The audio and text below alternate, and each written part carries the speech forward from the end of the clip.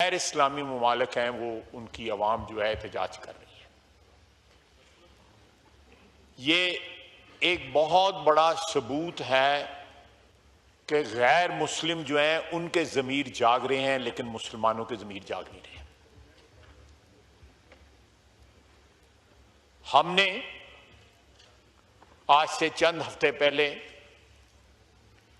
हिंदुस्तान ने हम पे हमला किया और हिंदुस्तान को बड़ी भारी कीमत उसकी अदा करनी पड़ी। ना सिर्फ हिंदुस्तान के अंदर जो है हुक्मरान वहां के तजलील का शिकार हुए, बल्कि सारी दुनिया के सामने जो एक तिलिस्म था उनका, एक मैजिक जो था, एक ऑरा जो था, वो मिसमार हो गया। अल्लाह ताला ने की हमारे ऊपर, और उसका वायद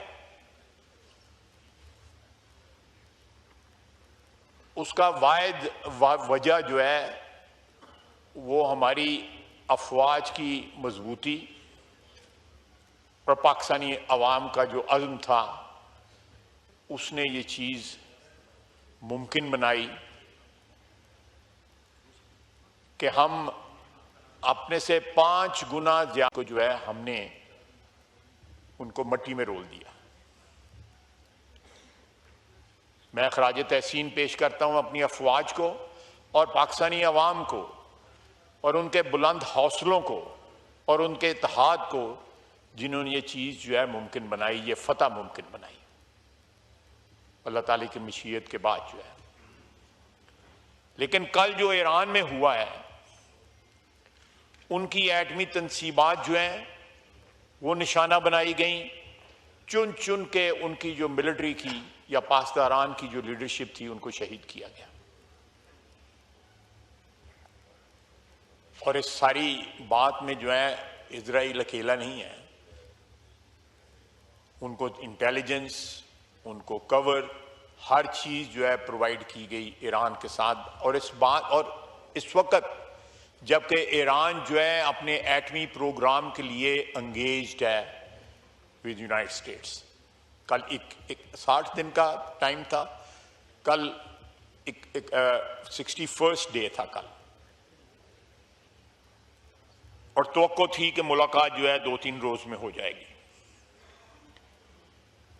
मैं समझता हूं कि ये एक ऐसा इनिशिएटिव की जरूरत है इस वक्त जिससे आलमे इस्लाम का इत्तेहाद नजर आए और इजराइल के साथ जहां जहां भी इस्लामी दुनिया में ताल्लुकात हैं उनको मुनक़ता होना चाहिए। बच्चों के कातिल, ख्वातीन के कातिल, फ़लस्तीन की तबाही के जिम्मेदार, उनके हाथ खून में, मुसलमानों के खून में रंगे हुए हैं, फ़लस्तीनियों के खून में रंगे हुए हैं। उस हाथ को झटक देना चाहिए, उस हाथ के साथ हाथ नहीं मिलाना चाहिए। अल्लाह के फजल से पाकिस्तान एक अपने ट्रेडिशनल स्टैंड पे रोजे अव्वल से खड़ा है, मजबूती से खड़ा है कि हमने इजराइल की स्टेट को ना रिकॉग्नाइज किया, ना उसके साथ ताल्लुकात बनाए। पिछले चंद सालों में कोई ना कोई वहां पे पाकिस्तानी निजात या पाकिस्तानी ओरिजिन के लोग वहां पे गए और वो मीडिया ने उसको कवर किया। किस तरह गए, कौन उनको लेके गया, किसने उनको स्पॉन्सर किया, मैं उसकी तफसील में नहीं जाना चाहता। लेकिन ये बात अटल है कि ज़ायनिज़्म जो है वो सारी इस्लामी दुनिया का दुश्मन है। जो सेहूनी नजरिया या सेहूनी ताकतें जो हैं, मैं सारे यहूदियों को उसमें नहीं शामिल करना चाहता, क्योंकि बहुत से यहूदी जो है इस वक्त फ़लस्तीन की हमायत भी कर रहे हैं, वो सुलह भी चाहते हैं, वो एक ऐसे मुल्क की जो है बुनियाद भी डालने चाहते हैं जिसमें तमाम नेशनैलिटीज़ या कौमें जो हैं या मज़ाहिब के लोग जो हैं वो मिलके रह सकें। जनाब स्पीकर, मैं इस ईवान की वसातत से मुकम्मल यकजहती का इजहार हम करते हैं अपने ईरानी भाइयों के साथ, और इस आजमाइश की घड़ी में हम उनके साथ हैं, हर तरीके से उनके साथ हैं।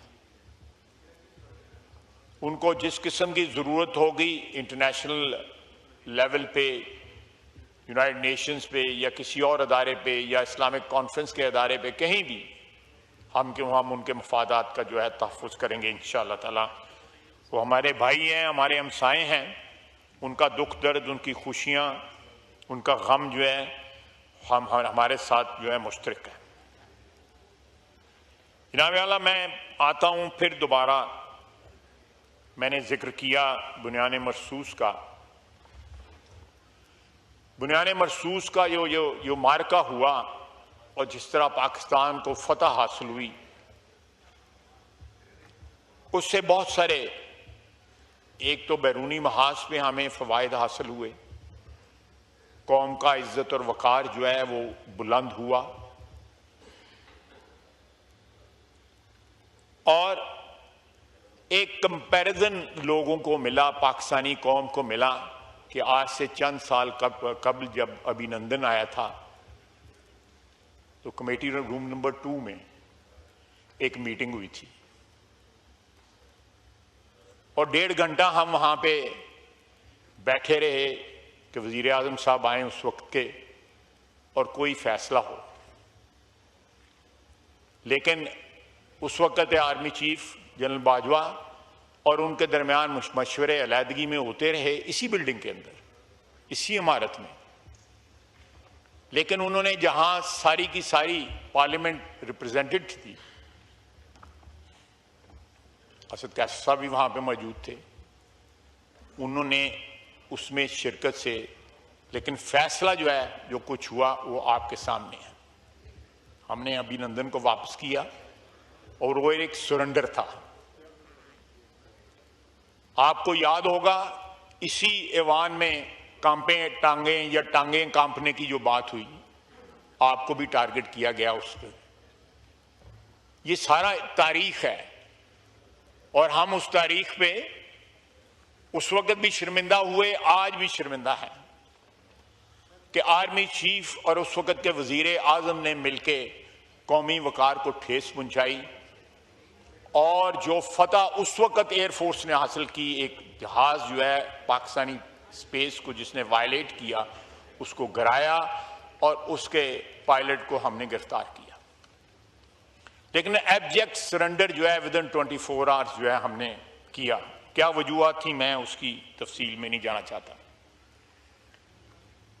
लेकिन अब जो हुआ, फॉर्चुनेटली मेरे लिए ये बड़ा फख्र का मकाम है कि मैं उस सारे प्रोसेस का हिस्सा रहा। जिस तरह बुलंद हौसले ने, मैंने दोनों वक्त जनरल बाजवा साहब का और वजीर आज़म का भी हौसला देखा उस वक्त के, और इस वक्त भी मैंने हौसले देखे अपनी अफवाज के जो चीफ थे तीनों के, उनके हौसले देखे। उस रात जो है, आधी रात को ये फैसला हुआ कि हमने रिएक्ट करना है, रिटेलिएट करना है, जवाब देना है। फजर के बाद 2-2:30 बजे फिर इंडिया ने हमला किया और फिर उसको जवाब दिया गया जो फैसला कुन था। किसी मरहले पे ये 10, 15, 20 रोज के अंदर जो भी मुद्दत गुजरी,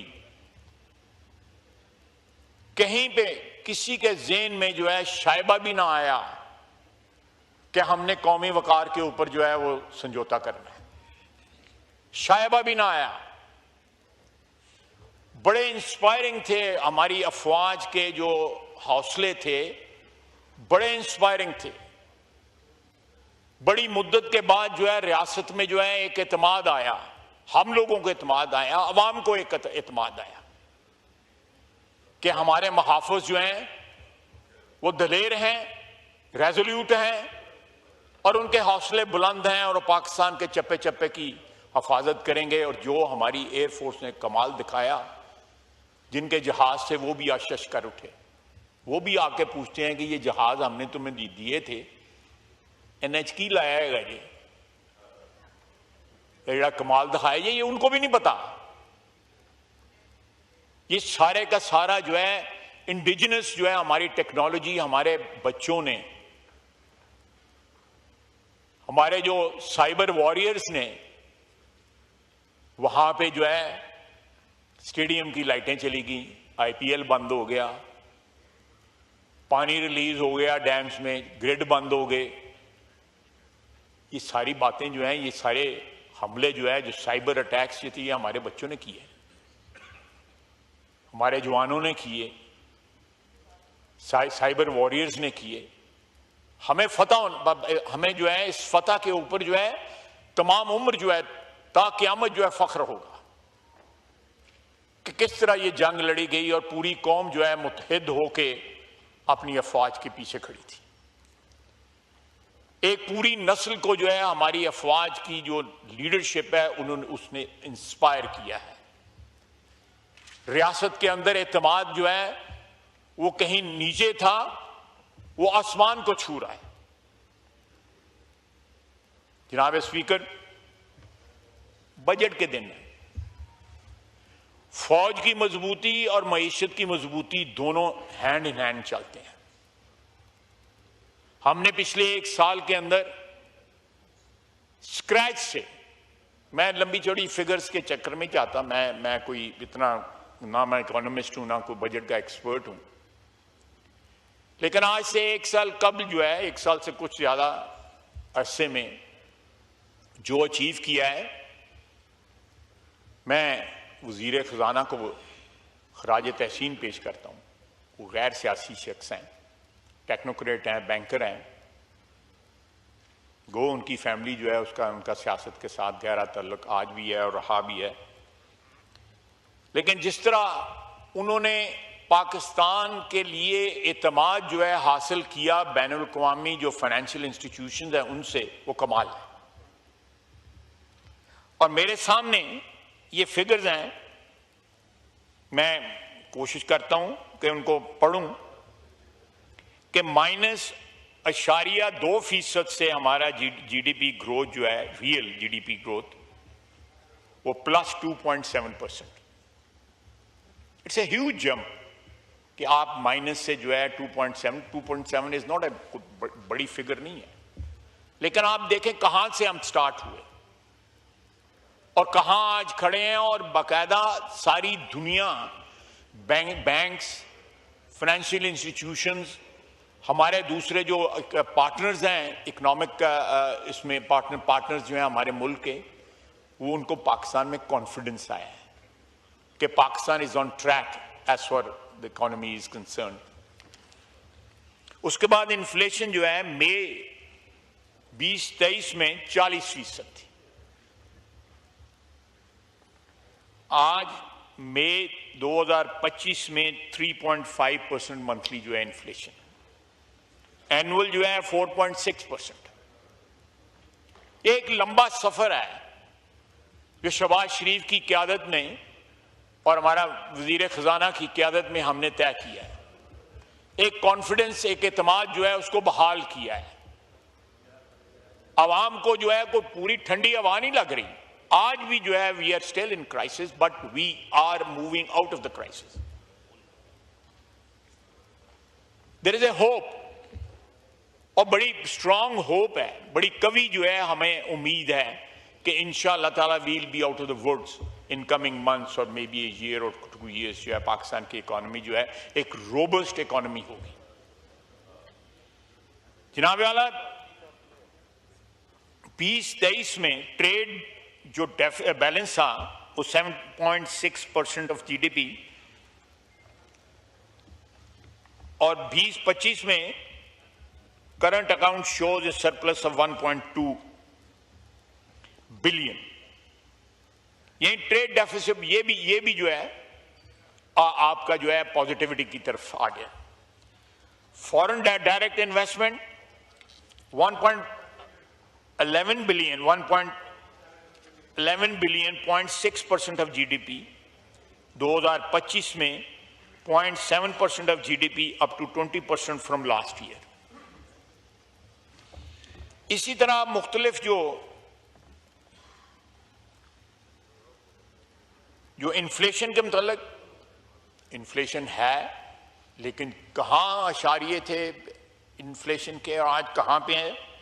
inflation is expected to ease to around 8% 2025, from an average of 23% in 2024.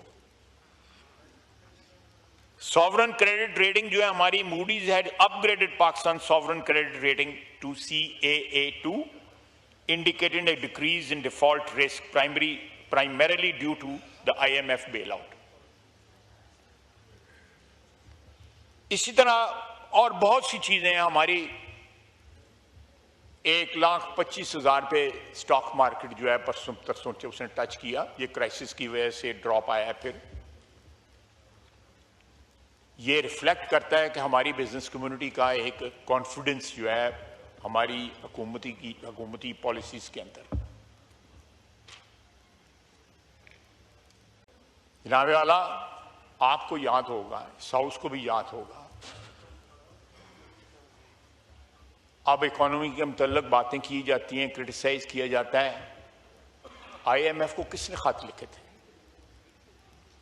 वो कौन लोग थे जिन्होंने आईएमएफ को खत लिखे थे कि हमें बेल आउट ना किया जाए, पाकिस्तान को माशी तौर पे तबाह बर्बाद कर दिया जाए?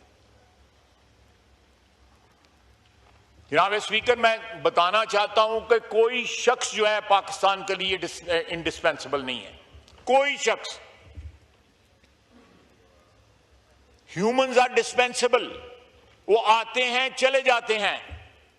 इंडिस्पेंसिबिलिटी जो है वो इस वतन की है, इस मुल्क की है, इस कौम की है, क़यामत तक।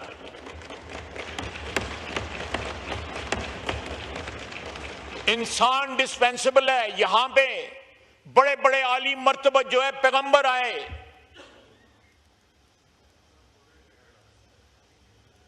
जिनकी वजह से वजूद कायनात है, वो दुनिया से रुखसत हो गए। इश्यूज नेशनल बनाएं, जरूर बनाएं।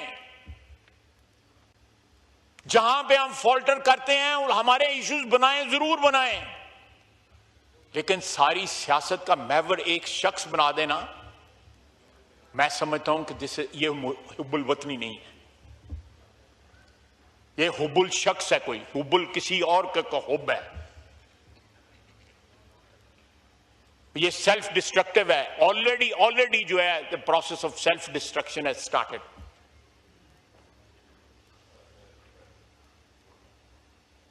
ऑलरेडी जो है क्रैक्स नजर आ रहे हैं। मैं उनको डिफाइन नहीं करना चाहता।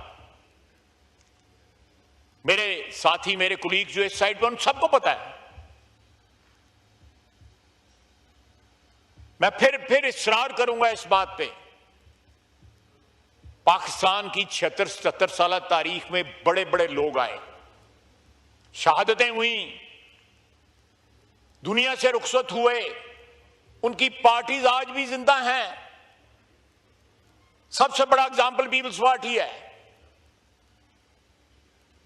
जुल्फकार अली भुट्टो शहीद हुआ, उसके बाद उसकी बेटी शहीद हुई, आज भी पार्टी जिंदा है।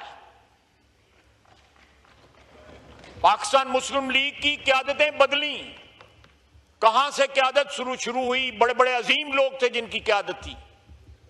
पार्टी आज भी जिंदा है, क्योंकि उसका रिश्ता किसी नजरिए के साथ है, अशखास के साथ नहीं है, शख्सियत के साथ नहीं है, इस मट्टी के साथ है, इस वतन के साथ है, इसकी बका है, किसी इंसान की बका नहीं है। किसी इंसान की बका नहीं है। बका जो है सिर्फ वतन को है, पाकिस्तान को बका है। आपने अगर रिश्ता रखना है तो इस मुल्क से रिश्ता रखें, अपने अंदर से क़यादत पैदा करें। 70 के अशरे में जो इंसान पहुंचे होते हैं, उनकी एग्जिट जो है कोई ज्यादा दूर नहीं होती। अल्लाह ताला सबको जिंदगी तंदुरुस्ती दे। नई लीडरशिप तैयार करें ताकि आपकी पार्टी जिंदा रहे। यह पीरी फकीरी नहीं है कि कल जो है आपने गद्दी नशीन बन जाना है।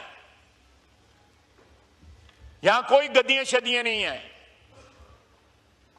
और ना कोई नशीनी है। जनाबे स्पीकर, ना सिर्फ एक टैटर्स के अंदर खंडरात में हमारी इकोनॉमी थी जिस वक्त हमने टेक ओवर किया, बल्कि पूरी कोशिश की गई कि हम रिकवर ना करें, पूरी कोशिश की गई। आज 1.25 साल हो गया है, मेरा ख्याल है 1.5 साल हो गया है इलेक्शन को गुजरे हुए।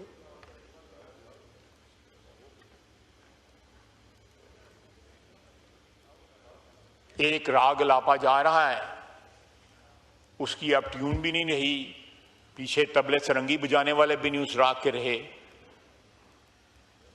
और उससे बेसुरे हो गए, सारे राग बेसुरे हो गए।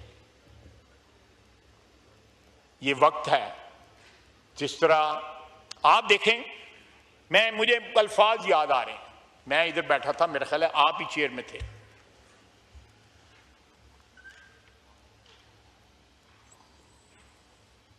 जनाब स्पीकर, जब जंग के बादल मंडरा रहे थे,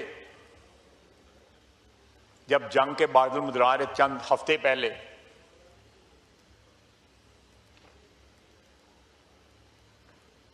यहां से कहा गया कि हमारे पास तो जहाज उड़ाने के लिए तेल भी नहीं है।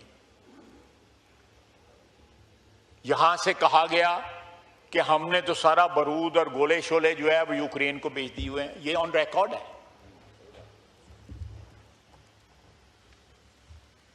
वो कौन जहाज थे, उनमें कौन सा तेल था जिन्होंने उनको राफेल को गिराया, उनके मिग को गिराया, 6 जहाज गिराए? उनमें तेल था या पानी था, क्या था? पूछा तो जाता है इनसे। इतनी अथॉरिटेटिव स्टेटमेंट दी कि हमारे पास तेल नहीं है जहाज उड़ाने के लिए, हम पाकिस्तान की किस तरह दफा करेंगे। शायद इनके ज़हन में था कि अंदरों तो इन्होंने मार नहीं पैंदी भी, बाहरों ही मार पै जाए तो साडा कोई हल हो जाए। ये मैं बिल्कुल सीरियस स्टेटमेंट दे रहा हूं। उसके बाद गोले नहीं है, बारूद नहीं है, और असी को शबरात दे पटाखे चलान दे दसा। वो गोले थे, बारूद था, मिसाइल थे। पाकिस्तान कल भी फुली इक्विप्ड था, आज भी फुली इक्विप्ड है। आप अगर किसी वक्त फाइनेंस मिनिस्ट्री को कहें या एफबीआर को कहें कि इस हाउस को आके ब्रीफ करें कि यहां पे टैक्स किस तरह चोरी हो रहा है। इस वक्त सिगरेटों के लोग जो है आजाद कश्मीर में जो है वो फारग हो गए हैं, जो सिगरेट इलीगल बनाते हैं। हर महीने नया ब्रांड लेके आते हैं। केपी में अभी भी जारी है। मोहतरम असद कैफ साहब को सबका पता है। अब वो लोग जो हैं वो इतने स्ट्रांग हैं, उनकी इतनी स्ट्रेंथ है कि वो पूरे का पूरा आजाद कश्मीर का जो है इलेक्शन खरीदने की तैयारी कर रहे हैं, ताकि जो है उनके दोबारा वहां पे हाइड आउट्स आ जाए जहां पे जाली सिगरेट बनते हैं। ये मैं उन सिगरेटों की नहीं बात कर रहा जो इंपोर्ट होते हैं, या मेरा मतलब है कोई डन है, ये है, वो है, वो जो बाहर से आता है पूरा पूरा कंटेनर निकल जाता है। ये यहां पे हर महीने उसका नया नाम रखा जाता है उन सिगरेटों का। और हमारी सियासत के ऊपर उनका बहुत इन्फ्लुएंस है।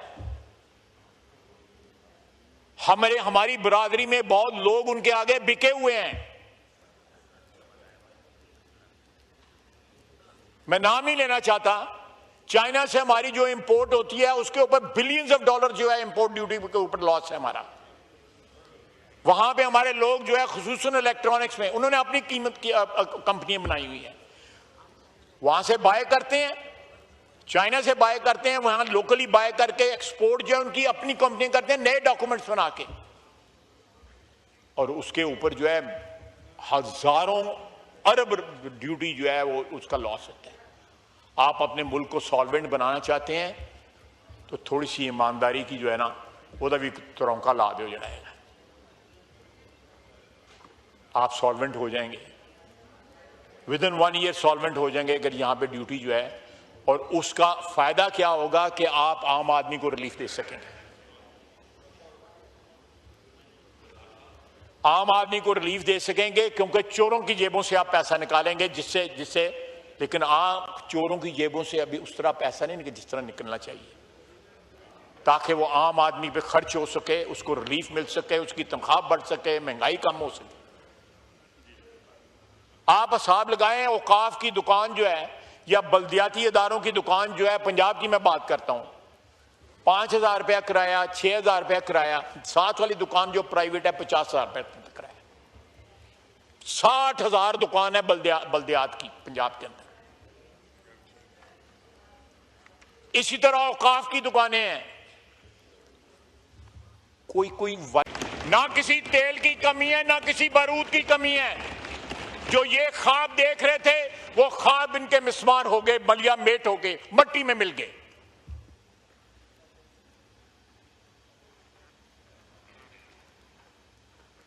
ये कौमी हमीयत की, कौमी इज्जत की जो है एक इंसल्ट थी कि कहना जी हम जंग नहीं लड़ सकते। और फिर शीशा पलाई हुई दीवार बन के हमने दिखाया, हमारे फौजियों ने दिखाया, जिसको ये 24 घंटे जो है, जो इनके इंटरनेशनल जो वॉरियर्स हैं, साइबर वॉरियर्स जो हैं, वो उनको गालियां देते हैं उसके ऊपर, सोशल मीडिया को। अमेरिका, यूरोप, जब दुबई, फलां आइडेंटिफाइबल लोग हैं जो उनको गालियां देते हैं हमारी अफवाज को, जिन्होंने दुनिया की तारीख में, जंगी तारीख के अंदर नया बाब रकम किया है।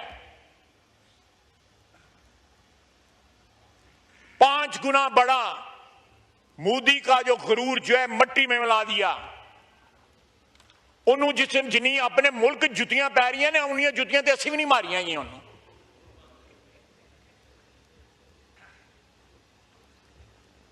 जनाब स्पीकर, इनसे पूछें कि ये उस वक्त किसके साथ खड़े थे जब आजमाइश का लम्हा इस कौम पे आया था,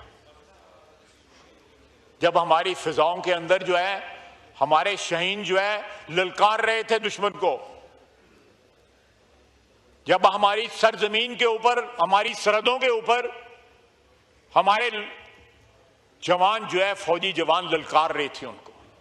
हमारे पानियों में वो आए, रुख किया हमारे पानियों की तरफ उन्होंने, लेकिन हमारी बहरी अफवाज का इरादे देख के वापस चले गए, लौट गए।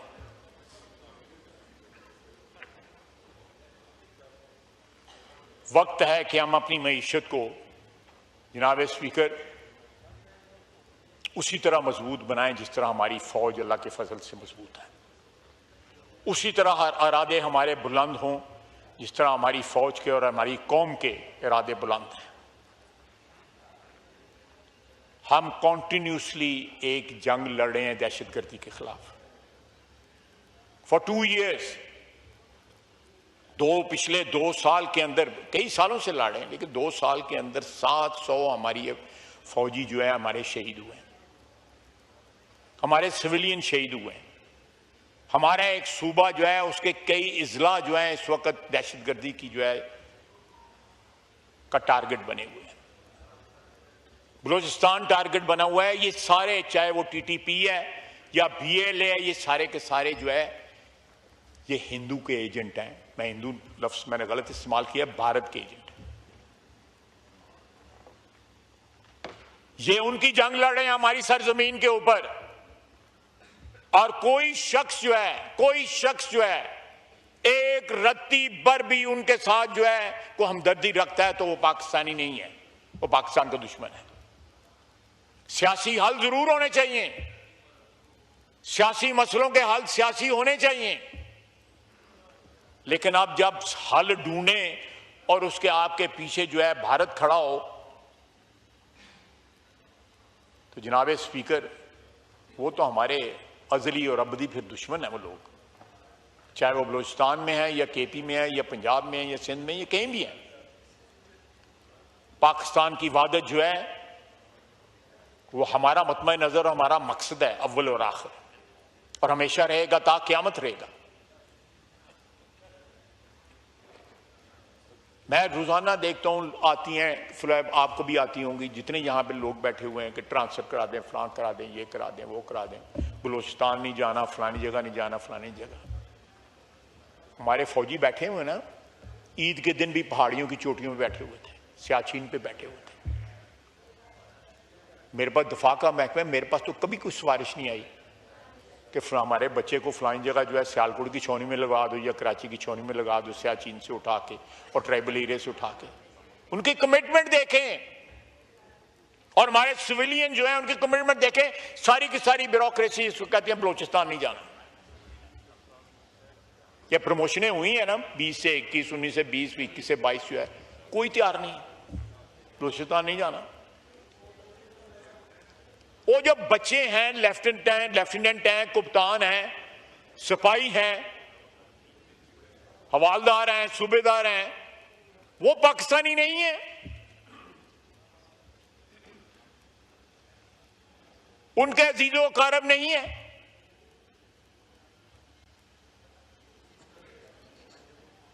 ये मुल्क चलाना है, सबकी कमिटमेंट जो है वो मैचिंग कमिटमेंट होनी चाहिए।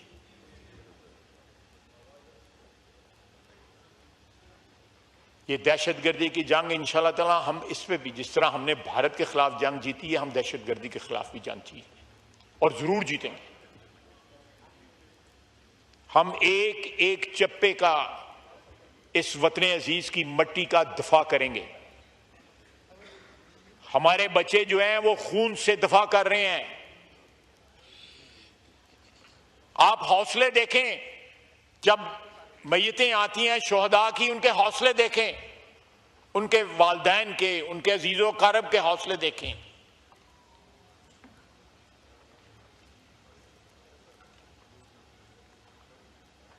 और मैं फिर फिलिस्तीनियों की बात करता हूं, फिलिस्तीनियों के हौसले देखें। वो परसों एक मां जो है अपने बच्चे की, जवान बच्चे की, पैरामेडिक था, उसकी मैयत से लिपट के कह रही थी कि मेरे बच्चे तुम्हें मुबारक हो, मुझे तुम पे फख्र है कि तुमने क़यामत के दिन जो है मेरा सर जो है ऊंचा कर दिया। कौमें इस तरह बनती हैं, इस तरह कौमें बनती हैं, इस स्पिरिट से बनती हैं। एक शख्स की पूजा से नहीं बनती, और उस शख्स की जिसको ड्राई क्लीन करने को भी कोई तैयार ना हो।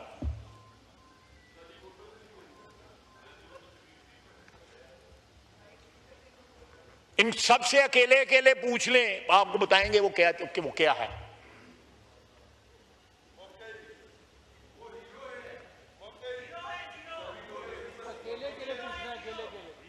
नहीं, अकेले अकेले पूछना, पब्लिकली नहीं पूछना। जनाब स्पीकर, मैंने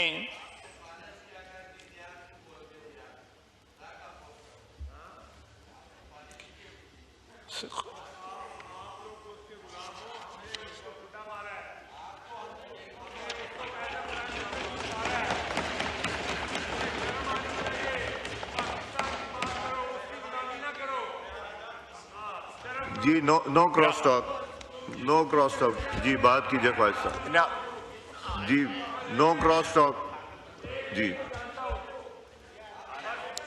और चौधरी साहब, उन्होंने कड़ी शर्म आ जानी है तुहाडे कहने नाल, या ते शर्म आनी है ना ते फिर ते तुसीं गल करो जी। चौधरी साहब please, order in the house जी। ऑर्डर इन द हाउस, छिंदे लोग ने, इन्हां नूं शर्म नहीं आनी जी। जी ख्वाहिश साहब। जनाब स्पीकर, मैंने एक डेकोरम में तकरीर कर ली है। अब मेरा पैर जो है पूशल पे आ गया है, तो मैं समझता हूं, मेरा ख्याल है कि मैं वाइंड अप करूं। आखिर में सिर्फ ये कहूंगा कि जिस तरह ये बजट के दिन है, इस मुल्क के अंदर जितना टैक्स चोरी होता है, मैं आपको एग्जांपल देता हूं, 300 अरब रुपया तंबाकू का टैक्स चोरी होता है, 2800 अरब जो है हमारा सेल्स टैक्स बाजारों का जो है वो चोरी होता है। मैं 2-3 ही आपको फिगर, सैकड़ों अरब जो है टायरों के ऊपर और स्टील की इंपोर्ट पे होता है। आप मुझे बताएं कि इंपोर्ट माल मुल्तान हुआ है, क्लियर भी नुशहरे होता है, क्यों होता है?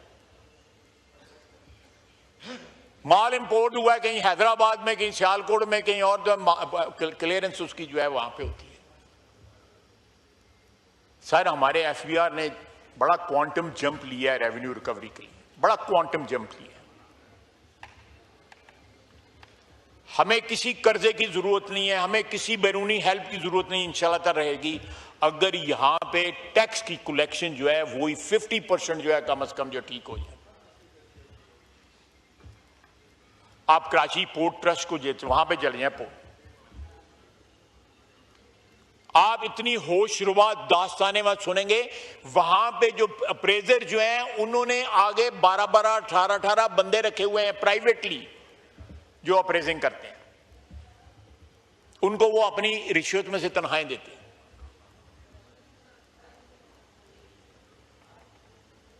ये एक लंबी दास्तान है। मैं पंजाबी में जिसका था अन्नी पई थी, और ये आज से नहीं, कई दहाइयों से सिलसिला जारी है। ये सारे पंजाबी में कहते हैं सारे ओले दे कारोबार ने, लोगों को पता ही नहीं कहां पे वारदात हो रही है, और लोग जो है अरबपति और आप देखें बैतुल माल के ऊपर, फिर ज़कात के ऊपर, ये इस तरह सारे जो है BISP जो है, एक एक घर के 45-45 लोग जो है वो BISP वसूल कर रहे हैं।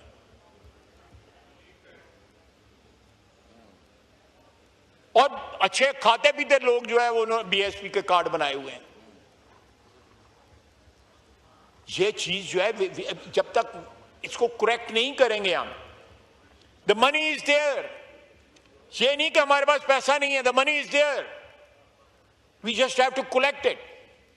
आप बैठे थे PSC में, जब वो कौन से चेयरमैन, इशफाक साहब थे मेरा चेयरमैन, उन्होंने आपके सामने कन्फेस किया था कि 3 अरब डॉलर की जो है इंपोर्ट की में ड्यूटी में जो है वो घपला है चाइना से जो इंपोर्ट होती है। आप गवाह हैं इस बात के, 3 अरब डॉलर। आप बहस करवा लें किसी दिन इस सारे टॉपिक के ऊपर कि हमारे यहां पे जो है रेवेन्यू किस तरह चोरी होता है, या स्टेट के जो रिसोर्सेज जो है उनको किस तरह कॉम्प्रोमाइज किया जाता है। आपकी इकोनॉमी ठीक हो जाएगी, फ्रॉम विद इन ठीक हो जाएगी। आपको फ्रॉम विदाउट IMF या किसी के पास जाने की जरूरत नहीं है।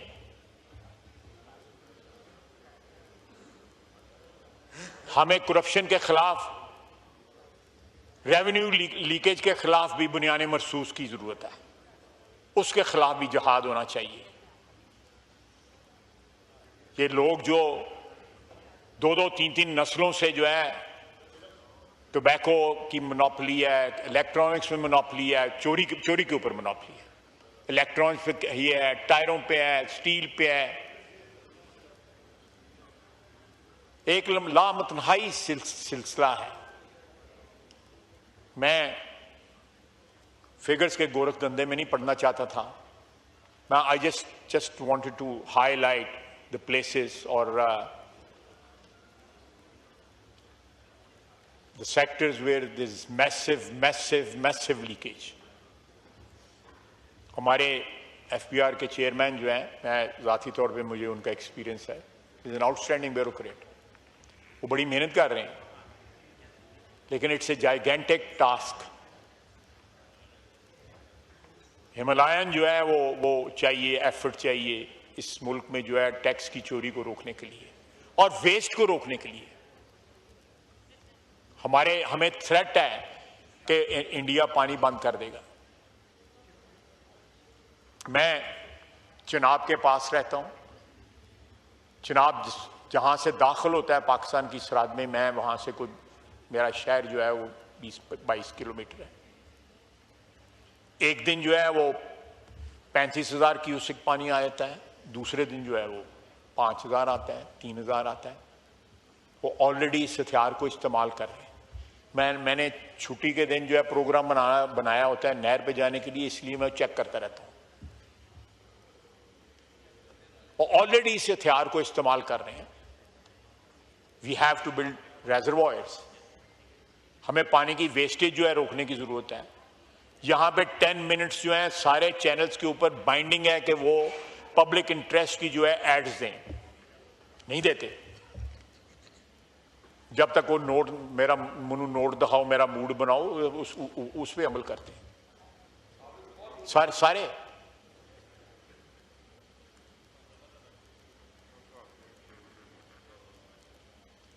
नहीं, साफी के जड़े समान तो आए थे साढ़े वड्डे मंगल दे बंदे है ने, जो जिड्डे भैड़े चंगे असी हैं उन्डे भैड़े चंगे हो जी। साफी जड़े जी जनाब स्पीकर, मैंने कोशिश की है। कल कहा गया था कि 2 करोड़ बेरोजगार हैं। 1 करोड़ तो जो नौकरियां इन्होंने दी वो बेरोजगार में शामिल हुए हैं। अगर ये नौकरी दे देती थी, हो सकता है ये 2 करोड़ की जगह 1 करोड़ हमारे जिम्मे लगती। मैं सर याददाश्त के तौर पे उमाल है।